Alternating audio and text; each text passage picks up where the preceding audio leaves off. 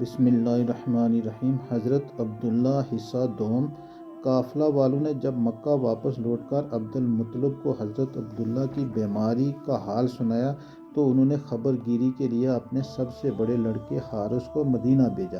ان کے مدینہ پہنچنے سے قبل ہی حضرت عبداللہ راہی ملک بقا ہو چکے تھے۔ حارث نے مکہ واپس ہو کر جب وفات کی خبر سنائی تو سارا گھر ماتم کدہ بن گیا اور بنو ہاشم کے ہر گھر میں ماتم برپا ہو گیا۔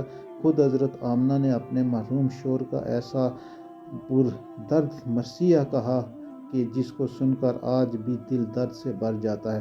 روایت ہے کہ حضرت عبداللہ کی وفات پر فرشتوں نے غمگین ہو کر بڑی حسرت کے ساتھ یہ کہا کہ الہی تیرا نبی یتیم ہو گیا۔ حضرت حق نے فرمایا کیا ہوا، میں اس کا حامی و حافظ ہوں۔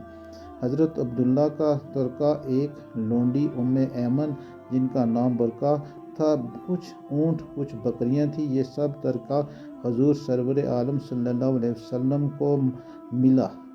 ایمن بچپن میں حضور اقدس صلی اللہ علیہ وسلم کی دیکھ بھال کرتی تھی، کھلاتی، کپڑا پہناتی، پرورش کی پوری ضروریات مہیا کرتی۔ اس لیے حضور اقدس صلی اللہ علیہ وسلم تمام عمر ایمن کی دلجوئی فرماتے رہے۔ اپنے محبوب و متبنہ غلام حضرت زید بن حارث سے ان کا نکاح کر دیا اور ان کے شکم سے حضرت اسامہ پیدا ہوئے۔